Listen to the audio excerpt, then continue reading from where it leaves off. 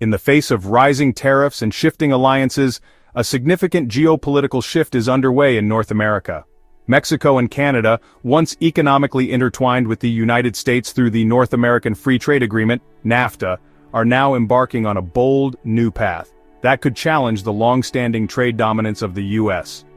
The catalyst for this change is the Trump administration's imposition of a hefty 30% tariff on steel and auto parts, which has prompted these neighboring countries to explore alternative routes that bypass U.S. customs and ports altogether. For years, Canada and Mexico have been crucial suppliers to the U.S. manufacturing sectors, particularly in automotive parts and critical minerals. However, with the threat of tariffs casting a shadow over cross-border trade, the two countries are no longer simply sitting back and accepting the status quo. Instead, they are setting up a new trade network, dubbed the Northern Corridor Free Trade Series. This route is designed to avoid U.S. ports entirely, a strategic move that will have profound implications for American industries and its economy. The Northern Corridor will connect the Pacific coast of Canada with Mexico, forming a trade bridge that circumvents U.S. infrastructure and bypasses key American ports in Texas and the Great Lakes. For instance, Mexican automotive parts and lithium battery cells will travel to Canada via rail and sea, while Canadian steel, wind turbines, and other goods will head south without touching U.S. soil. In practical terms, this new corridor means that about 15 million tons of valuable goods will avoid U.S. tariffs and logistical costs each year. For Washington, the financial toll of this bypass is significant. In 2024, goods passing through U.S. ports from Canada and Mexico amounted to a staggering $756 billion. Of this, $138 billion were in hub trade, goods that undergo processing in the U.S. before being shipped to other countries. The Northern Corridor will slice through the heart of this trade, diverting at least half of it to Canadian and Mexican ports by 2026. This shift could cost the U.S. up to $86 billion over the next 2 years, a blow to U.S. logistics and border services. The potential disruption extends beyond just tariffs and trade volume. America's infrastructure is inextricably linked to the seamless flow of goods across its borders. For instance, U.S. highway operators could lose around $4 billion annually in toll revenues as trucks bypass traditional routes. Similarly, the Great Lakes logistics hubs, which rely heavily on cross-border trade, could see their earnings drop significantly, further eroding American revenue from processing and distribution services. The ripple effects of this new trade route are already being felt in U.S. labor markets, particularly in industries that depend on the assembly and transportation of goods across borders. In the Midwest, where much of the U.S. auto industry is based, the loss of trade flow through American ports could lead to the loss of hundreds of thousands of jobs. U.S. unions representing port workers and truck drivers have expressed concern that if cargo volume decreases, wages will suffer and jobs will be lost. To make matters worse, this new trade route is not just a temporary workaround for tariff pressures. It's a well-coordinated long-term infrastructure revolution, and its far-reaching impact. As the Northern Corridor begins to take shape, its infrastructure, efficiency, and digital integration have been meticulously designed to provide Mexico and Canada with a competitive edge in global trade. The backbone of this new trade network relies on a combination of rail links, coastal shipping routes, and cutting-edge blockchain-based customs systems. Together, they form an intricate web that allows goods to move smoothly, bypassing U.S. ports and significantly reducing logistical costs. One of the key components of the Northern Corridor is the Pacific Shortlink, a rail integration system connecting Mexico with Canada's Pacific coast. This route has already been strategically developed, with the Prince Robert Terminal on the British Columbia coast ready to handle the increased container traffic coming from Latin America. The Canadian government had previously invested billions into modernizing its Asia-Pacific gateway, and now, those investments are paying off by facilitating the flow of goods from Mexico to Canada and beyond. For example, Mexican wind turbine steel destined for Canada's Mazatlan port can reach the tower assembly facility in the Citaro Basin within just 3 days, cutting down transportation costs and time significantly. Historically, every kilometer traveled by trucks between the U.S. and Canada or Mexico generated substantial tax revenue for U.S. states such as Texas and Arizona. However, with the new route, the tax revenue generated by this transnational transport has dwindled to near zero. This shift in revenue could mean the loss of billions of dollars annually for the U.S. highway system. The reduction in toll revenue alone is expected to hit around $4 billion per year. In addition to the rail system, the Great Lakes Flexible Ring is another critical link in the Northern Corridor. This route, which bypasses the need for a transfer hub in Buffalo on the southern shore of Lake Ontario, allows Canadian steel coils to head directly to the Atlantic via the St. Lawrence route. From there, the goods are split into smaller containers and shipped out of the U.S. This new route has resulted in a 27% drop in cargo passing through Buffalo, leading to a loss of $11 billion in service revenue for the U.S. logistics network. However, it's not just physical infrastructure that is transforming trade. Digital solutions are playing an increasingly important role. The integration of Canada's blockchain-based customs registration system with Mexico's TFAS Port Geographic Database has revolutionized how trade manifests are handled. By approving manifests electronically, without involving U.S. customs, this system eliminates the need for pre-clearance taxes that would typically be collected by U.S. Customs and Border Protection. This innovation has led to an estimated $3.5 billion loss in revenue for the U.S., as the previously mandatory $35 pre-clearance fee is no longer required. The impact of these changes is particularly apparent in the automotive sector.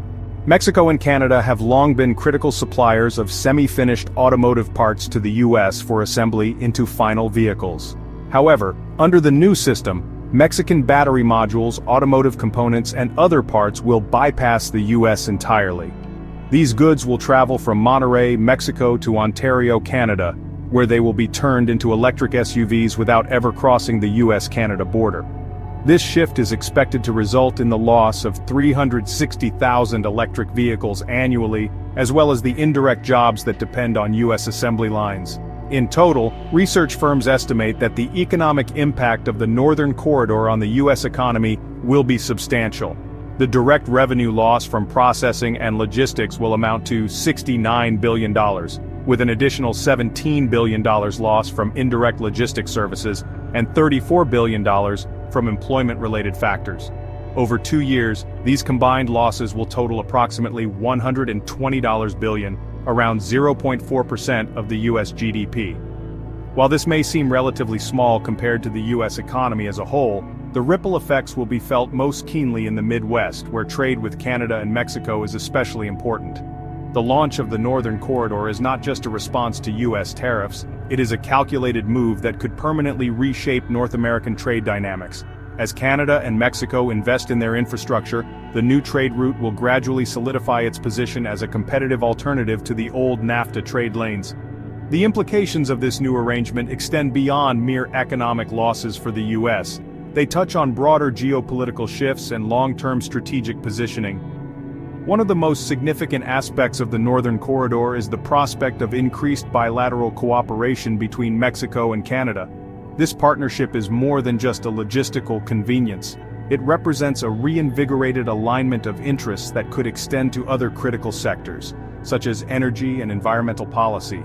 For instance, Canada is set to export 5 million tons of natural gas per year to Mexico through a new liquefaction facility under construction in Kitimat. Previously, much of Canada's natural gas was consumed by power plants in California, but under the new arrangement, Mexico will become the primary consumer of this energy. This shift will increase the wholesale price of natural gas in California, further exacerbating the economic fallout for the U.S. energy sector. The energy shift is just one example of how the Northern Corridor could have cascading effects on the U.S. economy. Canada's low-carbon steel and Mexico's advanced battery cells, both of which will benefit from the new trade route, stand to gain a critical green production certification. This certification will make these products eligible for exemptions from Europe's carbon border tax, offering them a competitive edge in the European market. As the U.S. faces increasing pressure to address climate change, this certification could serve as a powerful tool for Canada and Mexico to tap into the growing demand for environmentally sustainable products in global markets.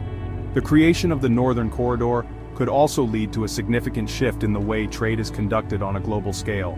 The new logistics network, which operates with reduced tariffs and faster customs processing thanks to blockchain technology, will offer a risk-free lane for supply chain managers. This efficiency, combined with the cost advantages of bypassing U.S. ports, is likely to attract more businesses to use this route, further eroding U.S. market share in key industries. If the first shipments through the Northern Corridor go off without a hitch, It could mark the beginning of a permanent shift in North American trade. By 2028, the trade volume between Canada and Mexico could double, cementing their new partnership as a dominant force in the region. This will be especially impactful in sectors like automotive manufacturing and renewable energy, where the U.S. has historically been a major player. The loss of market share in these industries could have long-lasting effects on U.S. employment and economic stability. Moreover, the U.S. may find it difficult to reverse the momentum of this new trade route once it is fully established. Even if tariffs are reduced or eliminated, businesses will be reluctant to abandon the logistical advantages of the Northern Corridor. The blockchain-based customs system, which dramatically reduces bureaucracy and waiting times at the border, is already gaining traction among supply chain managers. This streamlined process makes it easier for businesses to move goods quickly and efficiently, without the delays associated with traditional U.S. customs procedures. As Canada and Mexico solidify their position in the global supply chain, U.S. warehouse and port operators will continue to lose market share, making it harder for them to regain their dominance. This is a scenario that Washington may struggle to reverse, even if it attempts to adjust its tariff policies or offer new incentives. The Northern Corridor represents not just a reaction to tariffs, but a strategic reorientation of North American trade that will have long-lasting consequences for the U.S. economy. The next 6 months will be crucial in determining whether the Northern Corridor can live up to its potential. If it proves to be a viable, cost-effective alternative to the old NAFTA routes, it could pave the way for further integration between Canada and Mexico. This could lead to the formalization of trade agreements that lock in the benefits of the new route for the long term, making it increasingly difficult for the U.S. to regain its previous position as the dominant trade hub in North America.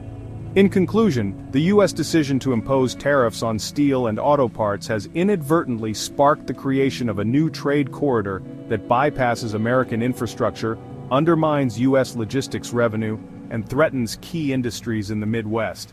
As Canada and Mexico solidify their partnership, the U.S. may find itself not only losing revenue, but also losing its competitive edge in global markets.